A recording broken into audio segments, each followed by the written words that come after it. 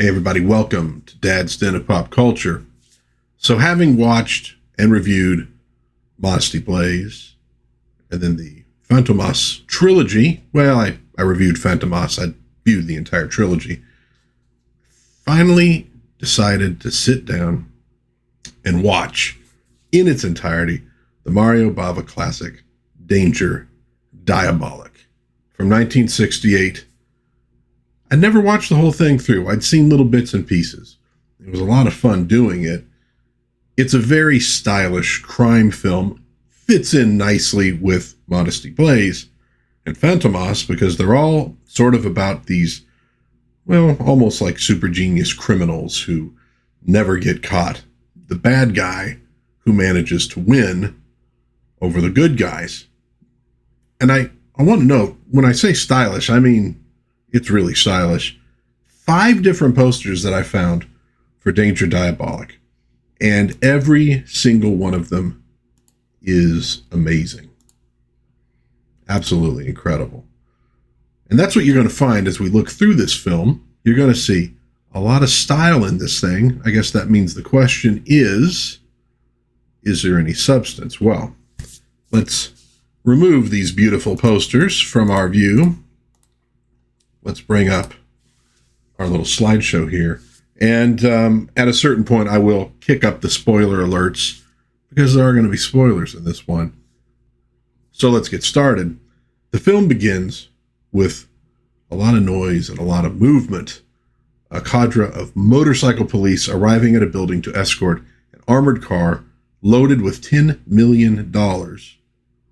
Or actually, waste paper masquerading as $10 million. This is a trick that the authorities are going through to fool the greatest thief alive, Diabolik. Now, the real money is to be delivered by a bunch of policemen disguised as diplomats. Inspector Jinko is not terribly impressed with the illusion they're creating, but it's the best he's got, so it's what he's going to go with. At this point, the music kicks in, and it's appropriately whimsical. This is sort of an action comedy, maybe a little more on the action than comedy side. Okay. So as that limo leaves with the fake diplomats, the music gets a little quicker and a little funkier. Sets the tone very early in the film for this, like I said, very stylish kind of action comedy. Style and swagger is as important to this film as it was in Modesty, Blaise, Fantomas, or the James Bond films. Even Ocean's 11, it's that kind of movie. So as the cars leave, this vehicle pauses to observe them. Love this aerial shot. Love that plaza that they're in. You know, is this plaza, is it even remotely appropriate for this, for this kind of shot in terms of where it is in Italy? Who knows? I think they said, look, that looks awesome from up above. Let's use that. So keep that in mind as you when you watch this film. Look at the style. Look at the choices that are made. Very important. Art direction is very important for this film. Everything proceeds according to plan until they get to the docks. When Diabolik springs his trap, colored gas is released, obscuring everyone's view. The car carrying the money is hoisted away by a crane, and then we see atop the crane the eyes of our villain, Diabolik. And how freaking great is that font? I'm a font guy. I love that kind of design, and it's absolutely gorgeous. And so we get the credits here. John Philip Law is playing Diabolik, an American actor, also known for playing Pygar in Barbarella, and Sinbad in The Golden Voyage of Sinbad, which is my favorite of the Harryhausen Sinbad flicks. And he does a good job in this one. It's not a super deep part, but just he has the right look. The dude just had the right look for this kind of thing. Marisa Mell plays his lady love, Eva Kant. She's an Austrian actress who primarily worked in European films, kind of had a tough life too, but she's really good in this one. The relationship between Diabolik and Eva is extremely important. It is really the core of this film. Michel Piccoli plays Inspector Jinko, who will be chasing Diabolik during this film much to his chagrin. Well, at any rate, Diabolik laughs at the helpless policeman as he hoists away the car, throws the bags of money into a waiting boat, and then dives into the water. And we then get the rest of the credits to the strains of a song, Deep, Deep Down. We'll hear it a couple times, I believe, in the film. And if I'm completely honest, it became tiresome fairly quickly for me. But it does work with the overall style of the film. You get this sort of swirl of waters, and as you get the rest of the credits, you know, you're gonna get different color changes and things like that. The musical score, by the way, done by some guy that we probably never heard of. I'm sure he never even worked again. Art director Flavio Mogherini. Again, great art direction in this one. But if he did the looking down a flushing toilet effect for the credits, he does have something to answer for. Cinematography by Antonio Rinaldi. And I do want to point out, Antonio Rinaldi also did Planet of the Vampires and Dr. Goldfoot and the Bikini Machine. Obviously one of the greatest films of the 60s. Our director, the great Mario Bava, in the only film that he ever directed for a major Hollywood studio. And frankly, he was probably better off without them. And Dino De Laurentiis produced this baby. Of course, if you grew up when I did, you saw a lot of stuff produced by Dino De Laurentiis. So we next see Diabolik making his getaway in a runabout. Love those things. And then he's in a car being chased by a green screen. No, the green screen effect on the driving bits does not look real. But it actually kind of looks awesome. It's sort of so unreal that it works for the comic book feel of the film. And again, if you approach the film looking for that style, you're going to probably love it. And if you're approaching it for deep, deep substance, you're going to probably be disappointed. This is a fun movie to put on, action-packed, etc. So he's being chased by a helicopter. Machine guns are firing. And if you've watched the Beastie Boys video for Body Movin', you know this scene. Diabolik turns his Jaguar onto a dirt road. The helicopter loses him among the trees. And then they spot him again as he ducks into a tunnel. And in there, Ava Kant was waiting for him with a change of cars. The black car is sent out of the tunnel, where it is shot at, and it goes over a cliff. Always fun to have an exploding car going over a cliff in a movie. And now we finally see Diabolik unmasked. He and Ava kiss. Very romantic. And we're then treated to a long sequence of Diabolik entering his secret hideout. Very, very cool. Bava used basically just a sort of a prop really close to the camera to get that effect. It works really nicely. You know, he found a lot of cool ways to save money on this one, to keep the budget, low. That was one of them. And some of these effects would, I think, be used by others later. So the hideout is this cave system with secret doors. Here we see the car driving down this bizarre-looking tunnel. It's just lovely camera work throughout. Great art direction. But we're also establishing the characters here and the potency, like I said, of this relationship, gazing into one another's eyes. And then they're all over each other as this car descends on this rotating elevator deeper, deeper down into the earth. Very steamy, but of course, this is an Italian picture, and they're kind of known for that. When they finally reach the bottom of the elevator, they stop. And I love the looks on their faces like they weren't expecting what just happened. It's this real genuine moment for the two. They're just like so into each other that they lose control here. It kind of works. A lot of this movie is odd, but it works. So we see the size and the scope of this place. We're in definite fantasy film territory here. And so while Ava proceeds into the boudoir, Diabolik puts the money in his super high-tech vault. Cool sequence followed by some showering that, lets you see enough, but not everything, because, there were some rules in movies still. And that's our opening. And it's a pretty good indication of the film that will follow. Well, the whole theft thing does not go down so well, for the Minister of Interior, played by the great Terry Thomas, is feeling the heat and sharing it with the police. We need a new plan. Vigorous action is required. He figures that Diabolik will have to spend that money somewhere, somehow, correct? Jinko thinks he'll do something with it only his unique mind would conceive.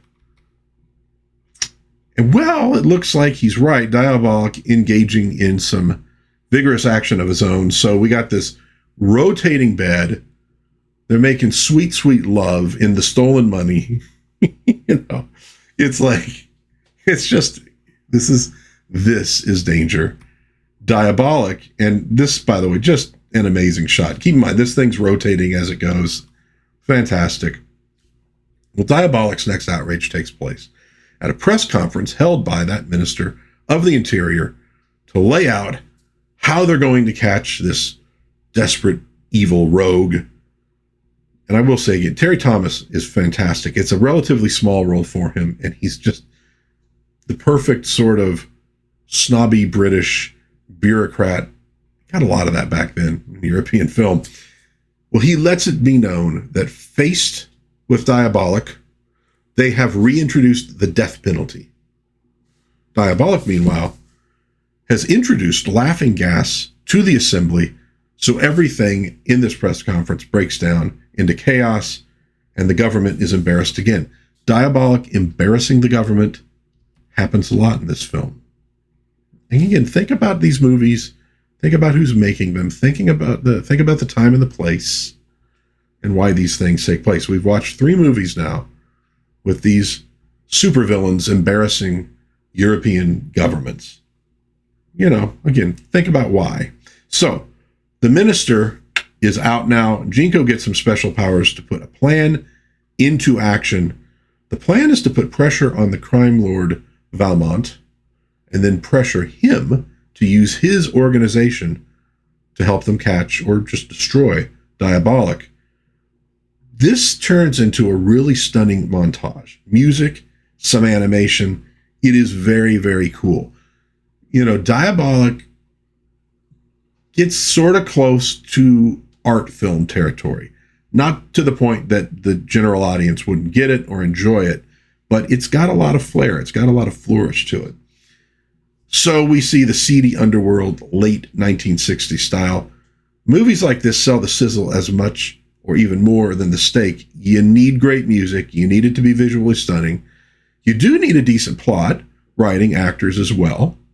But without the sounds and visuals, you really suffer with a movie like this. On the other hand, this scene goes on pretty long, ending with a police raid, so it's really just reinforcing what's going on. Could have probably trimmed it a little bit. There are a few scenes like that. Diabolik kind of takes its time. It's not in a hurry, and that actually makes it good for sort of comfort viewing. Watching it over and over again, just for the look, the feel, the sounds, etc. It's not in a rush. Fantomas was the same way. So was Modesty. Blaise. Well, one of Valmont's boys escapes this raid to tell his boss what's happening. And hear about it he does. And this scene gives you what you need to know about this guy. Pretty standard kingpin of crime territory, mafioso, etc. Yacht, hot babes, slapping the mugs around when they disappoint him. You put this guy in an action movie, maybe it's a little obvious. It's a little over the top. You put him in an action comedy, and you're okay. It works very, very well. Well, he makes a call to Jinko. Mild threats, what you would expect. Jinko lets him know, with his new powers he will catch them, he will arrest them, and they will be hanged. And Valmont, played by Adolfo, Celi, he was in a lot of stuff back in the day, offers to bring him Diabolik if he'll take the pressure off. So the deal is struck. Jinko's plan works. Well, Valmont has a plan of his own. We next see him at a meeting of the syndicate on his airplane. Those opposed to his plan are shot. Well, one of them actually isn't shot. And again, if you've seen that Beastie Boys video, you know what was coming. The old trapdoor on the airplane ploy, Well, the syndicate is going to track Diabolik and his girl down. They're going to find their connections, and then they're going to act. Diabolik awakens after a 20-hour sleep, vigorous action, you recall, and then we get an alarm sound. There was something he wanted to see. He flips on the TV to hear a report about the UK's finance minister who's visiting with his wife. What's he have in mind? Well, a jewel robbery scheme begins to take shape when Diabolik realizes it's almost Ava's birthday, and she notices the minister's wife has a rather nice necklace. And by the way, look at that ring on her finger. Friggin' crazy. Okay. So now Diabolik has his own plan. Step 1, prostitution. Well, no, actually, Ava goes undercover as a prostitute so she can scout the castle from the outside, which the minister and his wife are staying at. But one of her fellow ladies of the night, who is connected to Valmont, was suspicious and brings the suspicions to the crime boss. He knew Diabolik would make a play for those emeralds on that necklace. So he uses a sketch artist to get a drawing of Ava based on what his mall saw. And we get this really kind of odd animated sequence here of different faces and hairdos. And it's, again, it borders on like art house, but it doesn't quite get there. But they do finally come up with what she looks like. It's not that, by the way. And they begin looking for connections. They begin getting some eyes, getting, ears out on the streets. Well, they do find one potential connection. Her doctor. And they make him an offer he cannot refuse. He's to keep an eye open and report in if he sees her. Well, the night of the big ball at this castle,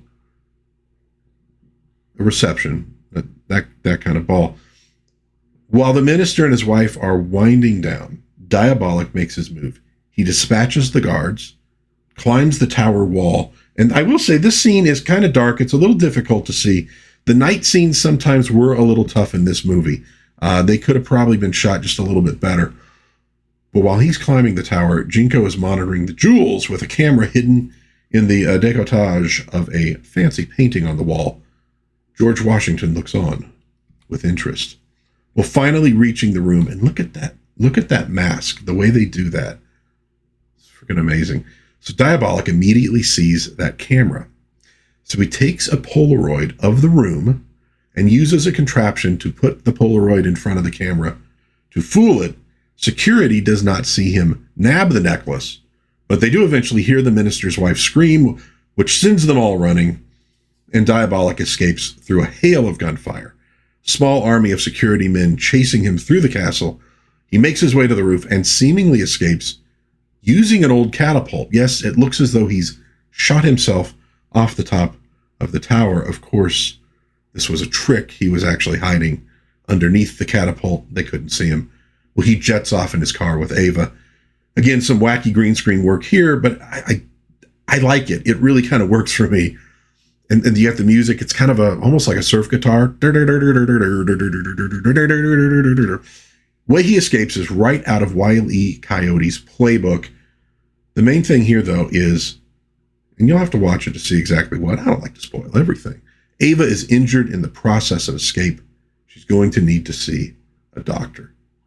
And speaking of not spoiling things, it does occur to me that it probably is as good a time as any to bring up the spoiler sign, because we're going to go ahead through the rest of the movie here. Well, at any rate, the next day, the doctor warns Ava not to come back after she visits. She's being followed. And in truth, she is. Valmont had people watching the doctor's office. By the way, you see that floral pattern back there? I swear everywhere you went in the 1970s, that floral pattern was there. Could be upholstery, could be vinyl. God, there was a lot of that.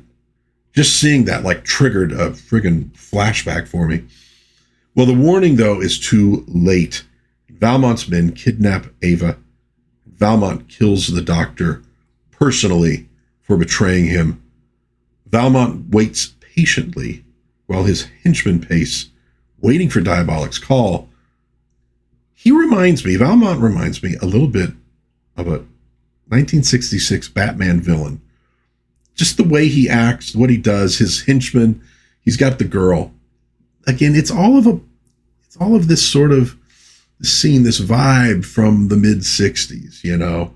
Well, at any rate, the call comes and an exchange is arranged. $10 million and the emerald necklace in exchange for Ava.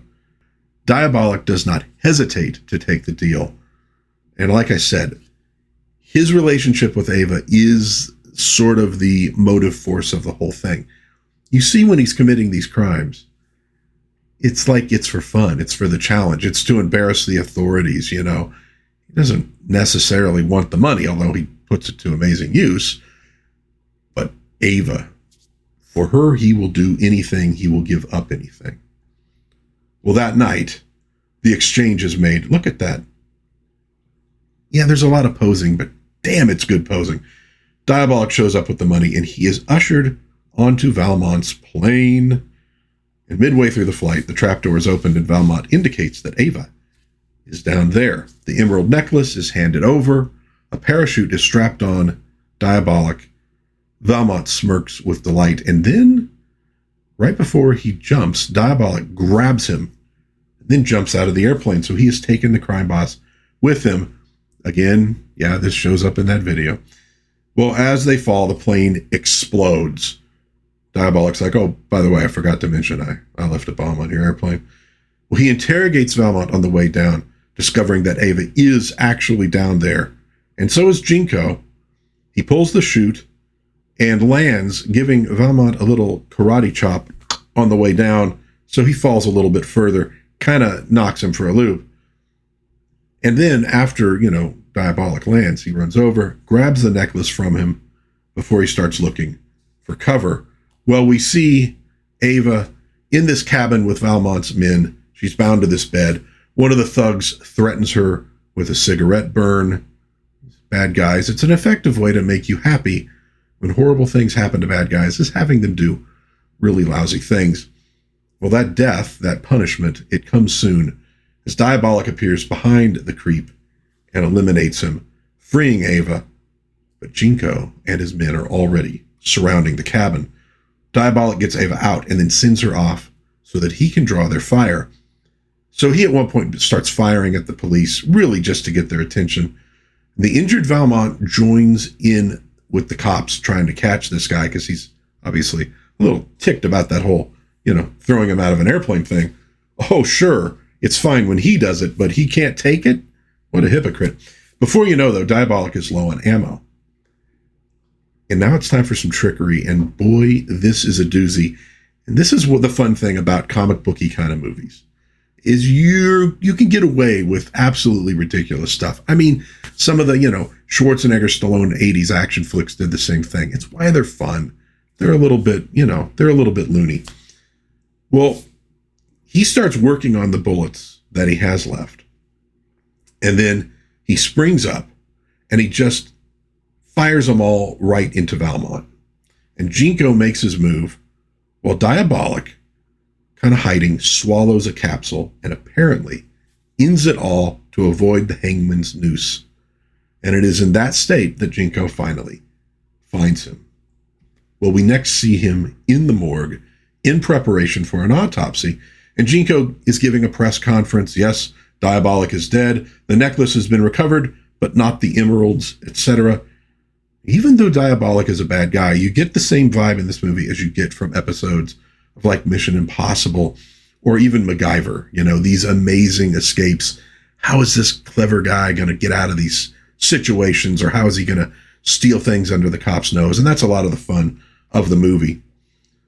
Well, the scheme here is that Diabolik is not dead, only in suspended animation. Ava has already snuck into the place as a nurse. She revives him with the proper formula that he needs. And this is the point of view of the doctor as he sort of awakens and reaches up at him. He and Ava then sneak out of the hospital. Jinko gets the call and he is absolutely amazed. But also not that amazed. It's like, of course. only Diabolik could come back from the dead and escape. And he gets handed the death certificate from like one of his, lieutenants or whatever. And he goes, no, we got the death certificate right here. He's definitely dead. And he's like, this is not his, this is Valmont's. And he sees on there that Valmont was killed by 11 bullets. 11 bullets. There were 11 emeralds on the neck. Oh, he rushes to the morgue, but he's too late. Valmont's father has already retrieved his ashes. Yes, Diabolik replaced the lead in his bullets with the emeralds, shot them into Valmont. Valmont is then cremated. He comes and picks up those ashes with the emeralds in them because they would probably survive the burning process. It's bonkers and it's awesome. And frankly, I kind of love it. And so Ava, the next day we see her climbing out of this pool, and it's actually not a pool in the hideout. It's kind of just an open, very fancy sort of hole that goes into the bay. So this is kind of the ocean that she's swimming in, but she climbs out and receives her emeralds. And we now enter the final phase of this film. There is an episodic feel to this movie in a way. It's like a series of crimes, cops and robbers. The dynamic is sort of the challenge, overcoming the challenge. And again, no matter how obvious the police trap, Diabolik always has to take up the challenge to prove himself. So, we get the first bit with the robbery of all that money. And then we get the next bit with Valmont being involved. And it's kind of over. Now we're going to get into this next phase of the thing. There's actually maybe a couple more phases, but you get what I mean here. Well, the government offers a $1 million reward for Diabolik. The new minister is sure this will work. The police seem a little bit less sure. And then a note is delivered to the minister from Diabolik. He says, in view of the foolish way this government uses taxpayer money, he's going to remove that money from circulation. What the heck does that mean? And then we see a series of tax-connected buildings exploding. And Diabolik becomes the most popular man probably in this country. The new Minister of Finance, who's the old Minister of the Interior, speaks to the nation via television. Tax revenues have been destroyed, and so has tax information on all the citizens. I ask you to be patriotic and come forward and pay the taxes that you think you owe.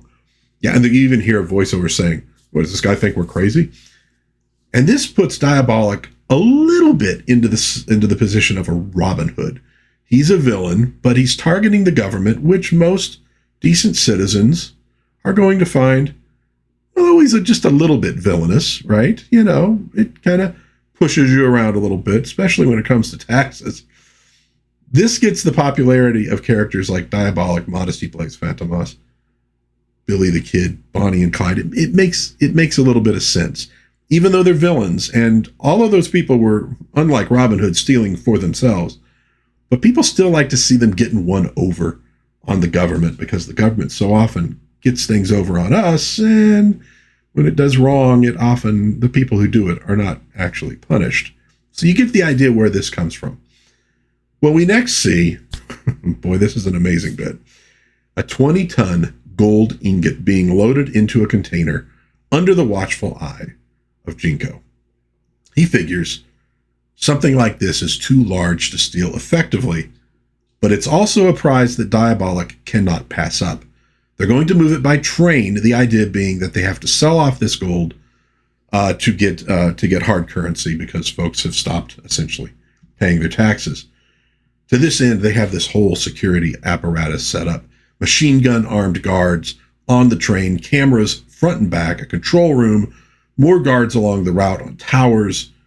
This is the ultimate challenge for Diabolik. But of course, Diabolik has some pretty incredible resources of his own.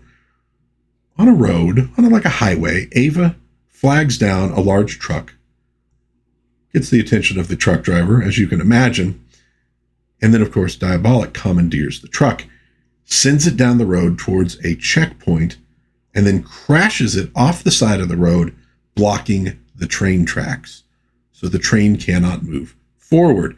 The train has to turn back. They know that Diabolik is behind this. Now, again, part of the fun of this is the creativity of the villain or the hero's scheme. How do they get around each other? You get the idea. You know that what unfolds, again, is not strictly realistic, but that's fine as long as it's inventive and fun. Again, think of like MacGyver. So you want to be surprised, though, with what happens. And I think you'll be surprised on this one. It's pretty good. Well, once they get the train backed out of this tunnel that it was in, there's an explosion that seals the tunnel. And they think, okay, we've escaped the trap.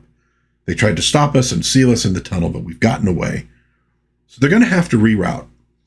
And that new route is going to take them over this bridge across the bay, which they do. As Diabolik observes, binoculars, etc., he's very pleased. Things seem to be working his way. And he gets into his car in the second coolest way ever, just behind Bo and Luke Duke sliding across a hood. It actually looks a little goofy, and it's only looks slightly less goofy when it's actually in motion rather than a still. I had to snag that shot. He and Ava roar off to get in position for the next phase of his plan. Well, the train gets about halfway across the bridge, and then boom. That does sort of look like something international rescue would be involved in. So anyways, how does this help Diabolik? I mean, the train, everything crashes down into the water. You do, by the way, see Jinko swimming away. So, I mean, they do try to make you understand. Maybe some people were killed in this, but Jinko wasn't. Okay, Diabolik's, he's Diabolik, right? Well, we're going underwater now. Remember that access that Diabolik's hideout has to the bay? Well, takes a submersible down, fills these like balloons up with air, etc., to help make the gold a little lighter, a little more buoyant, and he grabs the gold. He tows it away. But like I said, this whole thing could have ended up killing Jinko. He's going to take this a little bit personally. He's going to step things up a little bit. Well, we next see him aboard a ship in the bay. There are divers in the water looking for the gold, but it's not there. Diabolik, rather than trying to open this case that the thing is in, because it's supposed to be very difficult to get into, he just cuts a hole in the side, and he's going to melt the gold into new ingots just out of the side of this thing. So he has won again. But Jinko might have a little trick up his own sleeve. He radiated the gold, just slightly, but enough that they can now track the gold. So now he can finally figure out where Diabolik is hiding. Well, while Diabolik is melting the gold, Jinko's forces are closing in. Thus, they have set up the penultimate sequence of the film, the assault on Diabolik's hideout while he is melting the gold. It's a really fun sequence, shows off the hideout set really nicely. Diabolik's plan initially is to flood the complex and sort of wipe everybody out, but they pin him down with gunfire before he can do it. He's on the run, and while this is happening, there's an emergency light blinking on the container of gold. It's going to blow. Well, Diabolik spots it. He flips down his visor, and then indeed there is this explosion.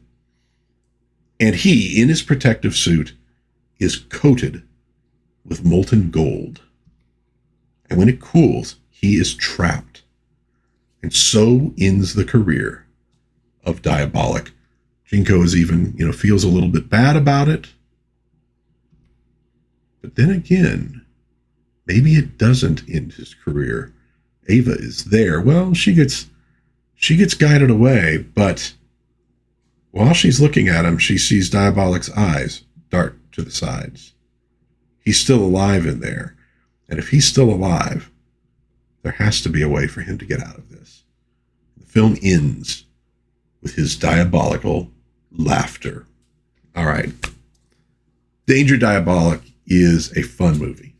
Very stylish, more style than substance, truthfully, but you get these two very attractive leads, and they take advantage of their good looks from both of them. You get a lot of shots of Law's very piercing eyes, a lot of shots of Mell's legs, And if you're impatient, the movie might be a little tough for you. Like I said, they take their time with sequences. They're not in a hurry, similar to Modesty Blaise, maybe even more so, though.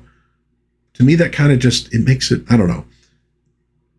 It makes it very watchable. You sit down on a lazy day, you throw Danger Diabolik on, and you just sort of lose yourself in the film. If we take all these films together, Modesty Blaise, Diabolik, Fantomas, I think Modesty Blaise, she ends up triumphant. She wins at the end of her movie. Fantomas is defeated, but he is never captured. And Diabolik seems as though he's been defeated, at least for a little while, but maybe not in the end. I would also say that the most stylish of the films are probably Diabolik and Modesty Blaise. Fantomas is the funniest of them. It has some great action. You get really great action in Diabolik as well. Maybe the least best action is Modesty Blaise, but I think taken together, it's sort of vibe with all of them. And I did enjoy all of these things. Ingenious, crooks against crooks in government and crooked wealthy people. And it's bad guys versus bad guys. Something that all of us normal folks can kind of sit back and just watch unfold. All great films. Check out Danger Diabolik, though. I think you might enjoy it, especially if you like that 60s style, that vibe. A lot of cool. It's a very cool film. It's just a very cool film. Let me know what you think in the comments. I would love to hear from you about this one, whether you liked it, whether you didn't like it, what you liked about it, what you didn't like about it. You get the idea. If you have any questions about it as well, you can put those in there, and I'll try to get back to you as soon as possible. If you enjoyed this little review, maybe give it a like, maybe subscribe, maybe share with a friend. That'd be very cool. But until next time, God bless everybody. Please be kind to one another. Have a little bit of fun out there. Watch Danger Diabolik. And I will see you again, hopefully soon, in Dad's Den of Pop Culture. Bye-bye.